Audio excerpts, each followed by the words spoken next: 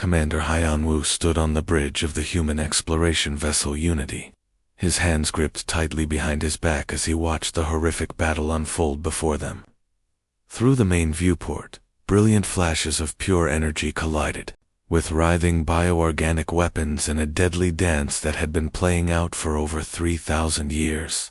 The crystalline Zephyrians moved like living geometric sculptures, their bodies made of condensed light and crystal that could shift from solid matter to pure energy in seconds. Their weapons fired beams of concentrated starlight that could cut through asteroids like paper. On the other side of the battlefield, the insectoid Kratzeri swarmed in perfect coordination, their chitinous bodies glistening with bioluminescent patterns that pulsed with alien intelligence. Where the Zephyrians brought cold precision, the Kratheri brought organic chaos. Their ships were not built but grown, living vessels that could heal damage and adapt to enemy attacks. Their weapons spat acid clouds and launched guided organisms that burrowed through enemy hulls like living missiles. "Captain, I'm picking up massive civilian casualties from the mining colony on Vega Prime," Lieutenant Minna called out from her communication station. The young officer's face had gone pale as wave after wave of distress signals flooded their systems. Her hands trembled slightly as she tried to process the enormous scale of death and suffering being broadcast across all frequencies. Haiyan-Wu felt his jaw clench involuntarily. For 3 long months, ever since humanity's deep space exploration program had stumbled upon this ancient war, they had been forced to watch helplessly as entire civilizations were ground to dust between these two implacable enemies. The Z viewed all organic life as chaotic parasites that needed to be eliminated for the universe to achieve perfect order. The Kratheri saw the crystalline beings as cold, dead things that had no right to exist in a universe meant for living creatures. Neither side had shown even the smallest mercy to the countless innocent species caught in their crossfire. Entire star systems had been reduced to floating graveyards of twisted metal and shattered crystal. Worlds that had supported billions of lives for millennia were now radioactive wastelands where nothing could survive. The war had become a cancer, spreading through this entire sector of the galaxy. "Sir, both enemy fleets are changing course," Navigator Jamin announced, his voice tight with concern. "They're converging on the refugee station in Sector 7. Long-range sensors show over 50,000 civilian refugees aboard that facility." Haiyan-Wu turned to study the tactical display, his heart sinking as he saw the 2 massive fleets moving like predators toward their prey. The refugee station was a makeshift collection of salvaged ships and hastily constructed habitats, housing survivors from dozens of different species. There were families who had fled burning worlds, children who had never known anything but war, elderly beings who remembered when this sector had been peaceful. They had nowhere else to run. The station's defenses consisted of a few outdated shield generators and some mining lasers that might as well have been toys against the kind of firepower approaching them. The refugees had sent out desperate pleas for help, but no military force in the galaxy was strong enough to stand against both the Zephyrians and Kratheri combined. Most civilized species had long ago declared this entire region a no-fly zone. The Zephyrians will consider the refugees to be organic contamination, Haiyan-Wu said quietly, thinking aloud. They'll sterilize the station with concentrated plasma bombardment, and the Kratheri will see them as weak prey animals, added Tactical Officer Sung-Ho grimly. They'll probably use them as test subjects for their new bioweapons. The bridge fell silent as everyone contemplated the horror that was about to unfold. 50,000 innocent beings were about to die, and there was nothing anyone could do to stop it. The human fleet consisted of only 4 exploration vessels, designed for scientific research rather than combat. They carried defensive shields and basic weapons for dealing with pirates or space debris, but nothing that could threaten a military vessel. "Set course for the refugee station," Haiyan-Wu ordered suddenly, his voice cutting through the heavy silence. "Maximum speed." The bridge crew turned to stare at their captain in shock. Lieutenant Mina was the first to find her voice. Sir, our orders are to observe and report back to Earth Command. We're not supposed to engage in hostile contact. Captain, with respect, we're outnumbered 300 to 1, Sung Ho added, his tactical display showing the overwhelming enemy numbers in stark red digits. Even if we manage to reach the station, our shields won't last 30 seconds against that kind of firepower. Hien-Woo looked around at his crew, seeing the fear in their eyes but also something else, a spark of determination that made him proud to be human. These young officers knew they were probably flying to their deaths, but none of them suggested turning away. Then we better make sure they remember us, he said simply, settling into his command chair as the Unity changed course toward an impossible battle. The 4 human ships moved into position, like tiny gnats facing down to massive hurricanes. Captain Hien-Woo watched the tactical display as his small fleet formed a protective line, directly between the approaching alien armadas and the helpless refugee station. Behind them, 50,000 civilian lives hung in the balance. Ahead of them, 2 of the most powerful military forces in the known galaxy prepared for what should have been a simple extermination. On the main screen, the image of War Commander Talshek materialized in a shower of electric sparks. The Zephyrian leader appeared as a constantly shifting geometric form made of pure crystalline energy, his body flickering between solid matter and blazing light. Ancient beyond human understanding, Talshek had commanded Zephyrian forces for over 800 years of continuous warfare. His voice, when it came through the communications system, sounded like lightning striking metal. Human vessels, you will withdraw immediately from this combat zone, Talshek declared, his form pulsing with barely contained fury. Your primitive technology serves no purpose in this engagement. We will not be held responsible for your destruction.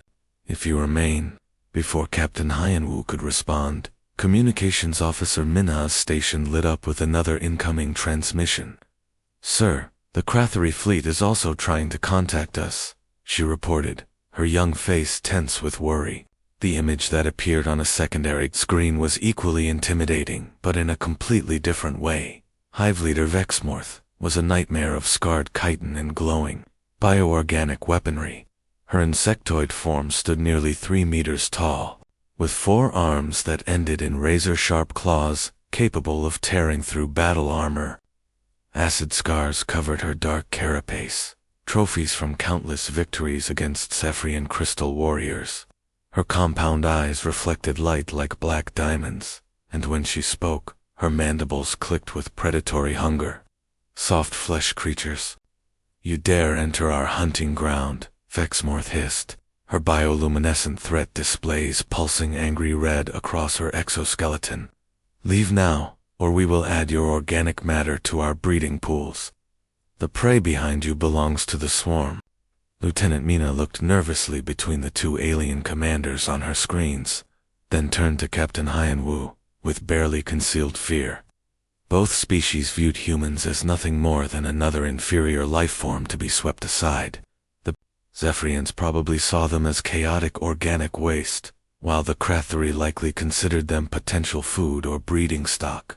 Captain Hien-Woo stepped forward, positioning himself directly in front of the main communications array. His voice remained steady and calm despite the overwhelming firepower pointed at his small fleet. Transmit this message to both fleets on all frequencies, he ordered. We've watched you tear this system apart for 3,000 years. You've destroyed entire civilizations, turned whole worlds into graveyards, and killed billions of innocent beings. Maybe it's time someone tried a different approach. The response was immediate and terrifying. Weapons signatures across both alien fleets began spiking as massive cannons charged with deadly energy. The Zephyrian ships glowed like newborn stars as they prepared to unleash concentrated plasma beams capable of vaporizing asteroids. The Krathari vessels pulsed with organic menace as bioweapons emerged from their living hulls like angry serpents. Engineer Ji-hoon's voice cracked with stress as he called out readings from his instruments.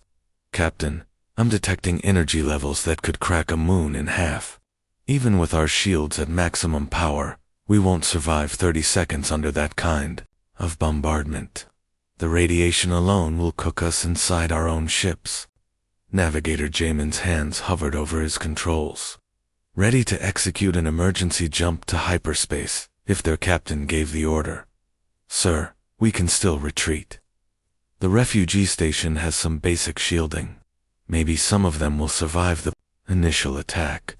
Tactical Officer Sung-ho shook his head grimly. Not against this much firepower. They'll be wiped out completely, and we'll just die for nothing. But Captain Hyanwoo remained motionless, his hands clasped firmly behind his back, as weapon signatures continued climbing toward lethal levels. Hold position, he ordered quietly. Do not raise shields, do not charge weapons. Just hold our position. The bridge crew exchanged glances of barely controlled panic. Their captain was asking them to sit still, while two of the galaxy's most ruthless military forces prepared to obliterate them. Yet something in his steady voice kept them at their stations. For long, terrifying moments, space itself seemed to hold its breath. The weapon charges reached critical levels. Targeting systems locked onto the human ships. Death hung in the vacuum like a sword ready to fall. Then something unexpected happened. The energy signatures began to fade. Weapons powered down. Both alien commanders seemed genuinely puzzled by what they were witnessing.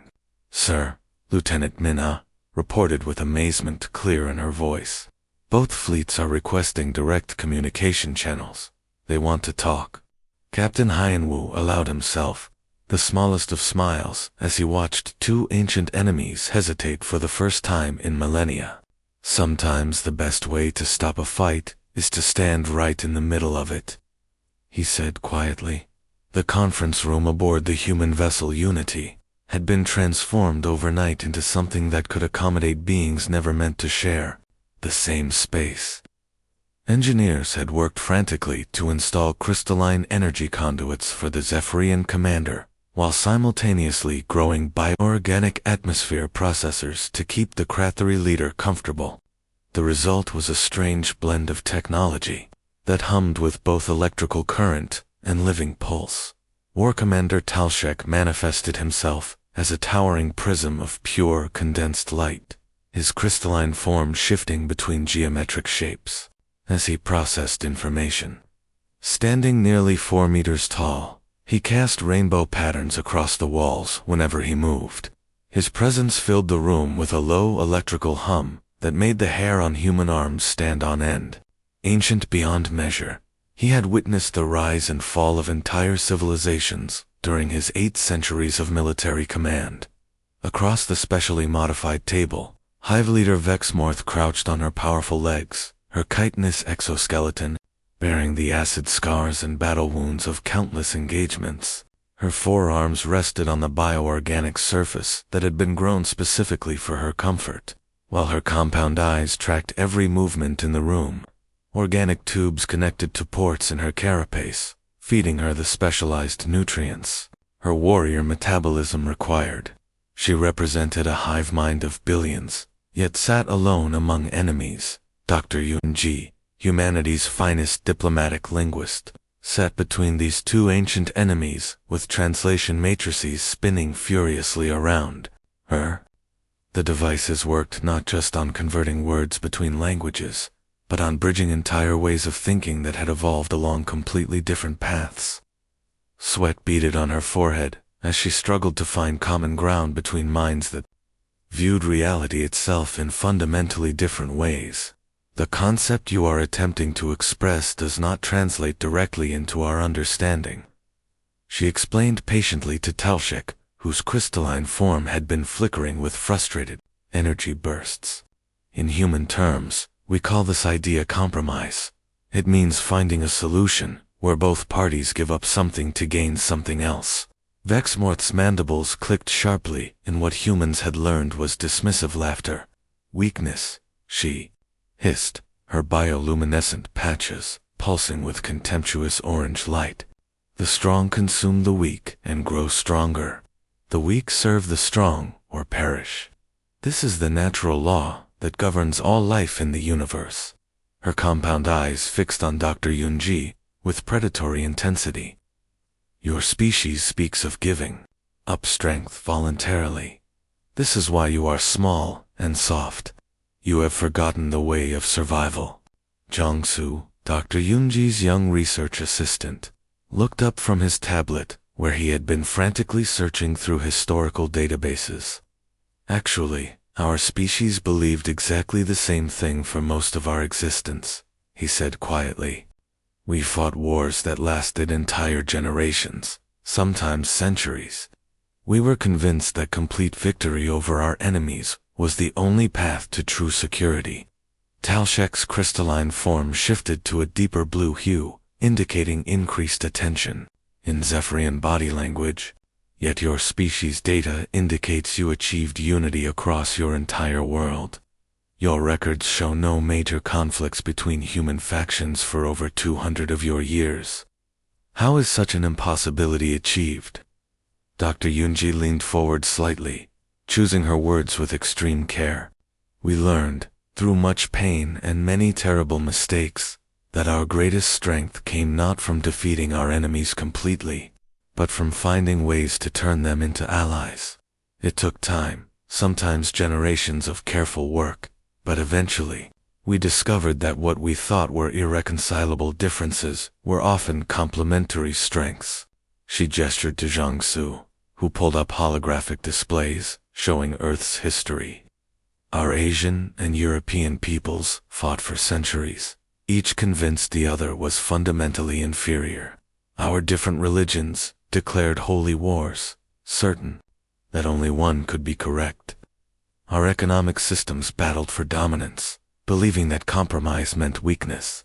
Vexmorth's threat displays dimmed slightly as she studied the images. Yet you survived this chaos. How did you not fragment into competing hives? We learned to see our differences as advantages rather than threats, Dr. Yunji continued. Asian precision combined with European innovation, different religious perspectives, provided multiple approaches to the same problems. Competing economic ideas created balanced systems that were stronger than any single approach. Jiangsu added more data to the display. Our greatest technological advances came from combining knowledge that seemed contradictory. Our most beautiful art emerged from blending different cultural traditions. Our strongest societies developed when former enemies began working together. Talshek's form underwent a complex series of geometric transformations, a sign of deep contemplation among his people. You suggest that order and chaos, when properly balanced, creates something superior to either alone. That is an interesting possibility, Vexmorth admitted slowly, her bioluminescent patterns shifting to colors the humans had never seen before. The swarm has always consumed external genetic material to grow stronger, perhaps. Intelligence Officer Soyoung, monitoring the conversation from her position near the back of the room, quietly noted the dramatic changes in both aliens' biological and energy readings. Talshek's electrical patterns had shifted from aggressive spikes to curious waves. Vexmorth's pheromone production had changed from territorial markers to something resembling the chemical signatures of deep thought. For the first time in 3,000 years of warfare, two ancient enemies were considering possibilities that extended beyond total victory or absolute defeat. The solar flare erupted from the system's star like an angry god's fist, sending a massive wave of deadly radiation racing toward the refugee station at nearly the speed of light. Emergency alarms screamed across all frequencies as sensors detected the coronal ejection's massive energy output. Within 6 hours, everything in its path would be sterilized down to the molecular level. Captain Hyanwu rushed into the emergency command center aboard the Unity, his crew already working frantically at their stations. The main display showed the approaching wall of lethal radiation as a growing red cone of death. Behind it, the refugee station hung helplessly in space, its 53,000 inhabitants completely unaware that they had less than 6 hours to live. Status report, Hyan-Woo called out as he took his position at the central command console. Chief Engineer Ji-hoon looked up from his instruments, sweat already beading on his forehead despite the cool air recycling. Captain, the radiation levels are off our charts. We need massive energy shields to deflect this much solar plasma. But the refugee station's power systems can barely keep life support running. What about the Zephyrian ships? Asked Lieutenant Minna from her communications station. Their energy manipulation technology could generate shields powerful enough to protect the station. Ji-hoon shook his head grimly. That's the problem, sir. The refugee station is mostly bioorganic construction. The electromagnetic interference from Zephyrian energy shields would fry every living system on board. The refugees would die from the cure instead of the disease. Navigator Jamin pulled up detailed scans of the station's construction on his display. Look at this, sir. The station's hull is grown from Krathari biometal. The life support systems are living organisms.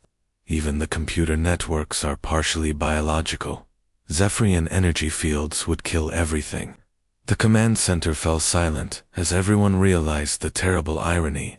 The only technology powerful enough to save the refugees would destroy them just as surely as the solar flare. It seemed like a problem with no solution. A cruel joke played by the universe itself. Then Communications Officer Minna's console lit up with an incoming transmission. Sir, I'm receiving a message from the Krathari fleet.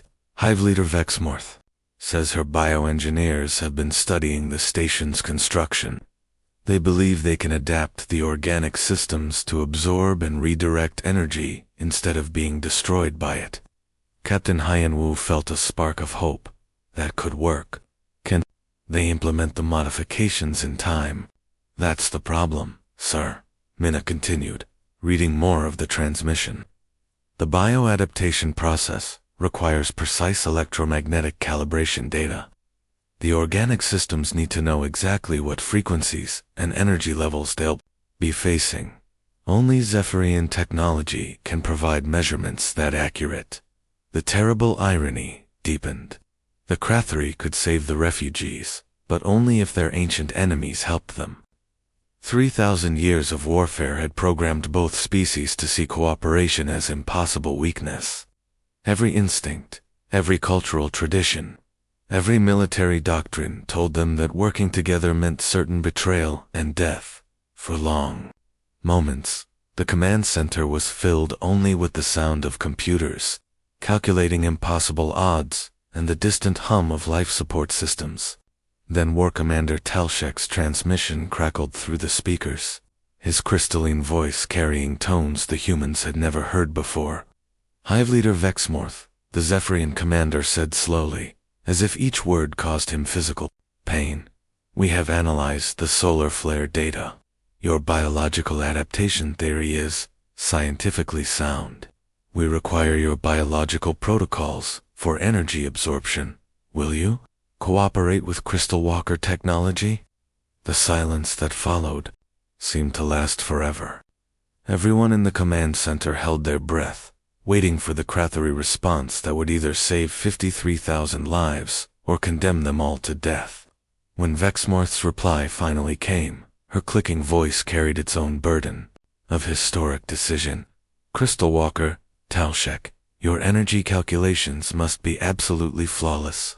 Even the smallest error will cause cascade failure in our biosystems. Can you, work directly with organic technology? Dr. Yoonji smiled broadly as she realized what was happening. For the first time in 3 millennia, ancient enemies were asking each other for help instead of preparing for battle. Jong-Soo, establish a direct data link between the Zephyrian computational systems and the Krathari bioengineers. So-young, monitor the integration process and watch for any signs of system rejection. What followed was 6 hours of the most intense cooperation anyone had ever witnessed. Zephyrian crystal minds worked directly with Krathari hive consciousness, sharing calculations and biological data in real time. Human technicians served as translators and coordinators, bridging gaps between technologies that had been designed to destroy each other. Ji-hoon watched his instruments with amazement as impossible energies flowed in perfect harmony. The bioorganic systems are actually absorbing the shield energy and using it to strengthen themselves. It's like the station is feeding on the Zephyrian power source. When the solar flare finally struck, it met not helpless refugees, but a perfectly coordinated defense. Zephyrian shields deflected the worst of the radiation, while Krathari biosystems absorbed and redirected the rest. The refugee station not only survived, but emerged stronger than before. Navigator Jamin stared at his displays in wonder. 53,000 lives saved, sir. I never thought I'd see Zephyrians and Krathari working as partners. Captain Hyanwu nodded as he watched both alien fleets maintaining peaceful positions around the rescued station. Sometimes all it takes is someone willing to believe that enemies can become friends. 6 months after the solar flare rescue, Harmony Station floated majestically in the center of what had once been the most dangerous war zone in the galaxy. The massive structure was unlike anything ever built before, a breathtaking fusion of 3 completely different technologies that should never have worked together. Crystalline energy conduits pulsed with Zephyrian starlight, carrying power through living bioorganic processors that grew and adapted like Krathari organisms, all held together by human engineering that had learned to bridge the impossible. Gaps between crystal and flesh. Ambassador Yoonji stood in the station's grand ceremonial hall, watching as delegates from across the galaxy gathered for the historic signing of the Vega Accords. Representatives from dozens of species filled the vast chamber, many of them still struggling to believe what they were witnessing. For the first time in recorded galactic history, a 3-way alliance was being formally established between species that had been locked in eternal warfare. The ceremony hall itself was a marvel of cooperative design. Zephyrian crystal architects had created geometric patterns that channeled natural light into perfect harmonies, while Krathari had grown living walls that responded to the emotional states of those within. Human designers had found ways to make both technologies work together, creating a space that felt both ancient and futuristic, organic and crystalline, chaotic and ordered. War Commander Talshek manifested at the center of the hall, his crystalline form now glowing with soft, warm colors that humans had learned to recognize as deep contentment. The towering geometric being had changed dramatically over the past months. His harsh angular edges softened into more flowing curves. When he spoke, his voice carried musical tones that made the crystal walls sing in harmony. For 3,000 years, my people sought to prove our superiority through destruction, Talshek declared, his words echoing through translation matrices to reach every delegate present. We believed that order could only exist through the elimination of chaos, that perfection required the annihilation of all that was different from ourselves. The humans have shown us that true strength lies not in conquest, but in unity. Hive leader Vexmorth approached from the organic section of the hall, her movements more graceful than they had been during the war. Her scarred carapace now bore intricate ceremonial markings that told the story of the alliance in bioluminescent patterns. The fearsome warrior who had once commanded swarms of destruction had transformed into something unprecedented, a Krathari diplomat. We were blind to the harmony that could exist between crystal and flesh, between energy and biology. Vexmorth clicked, her mandibles creating complex musical patterns that her translator converted to words. For millennia, we consumed and destroyed, believing that strength came only from devouring our enemies. Through human wisdom, we have discovered that our differences are not weaknesses to be eliminated, but our greatest assets to be celebrated. Admiral Hyanwu, recently promoted from his previous rank of captain, stood with his original crew as they witnessed history being made. Commander Mina, who had grown from a nervous young lieutenant into a confident diplomatic coordinator, managed the complex translation protocols that allowed 3 completely different forms of consciousness to communicate in real time. Chief Engineer Ji-hoon supervised the technical systems that kept crystal, organic, and mechanical technologies working in perfect harmony. Dr. Zhang Su had become the galaxy's leading expert on interspecies cultural exchange. His research programs helping dozens of species learn to understand each other better. Intelligence Officer Soyoung now headed the Alliance's Peaceful Development Monitoring Division, using her analytical skills to help prevent conflicts before they could begin. As the formal ceremony concluded with the signing of documents that would reshape galactic politics forever, Admiral Hyanwu stepped onto one of the station's observation decks. Through the transparent walls, he could see the most beautiful sight in the known universe: former enemies working side by side to build something greater than either could create alone. But the most amazing sight was happening right beside him, on the observation deck itself. Crystalline young ones, beings of pure light, barely larger than human children, were refracting starlight into spectacular rainbow patterns for the delight of Crathery larvae, who responded by creating bioluminescent displays that painted the deck in living colors. Human children moved between both groups, teaching games that required cooperation rather than competition, their laughter mixing with crystal chimes and organic harmonies. "Sir," Commander Mina approached him at the viewing port, her face glowing with excitement as she carried the latest reports. Initial communications from the Outer Rim indicate that 17 different species are formally requesting to join the Alliance.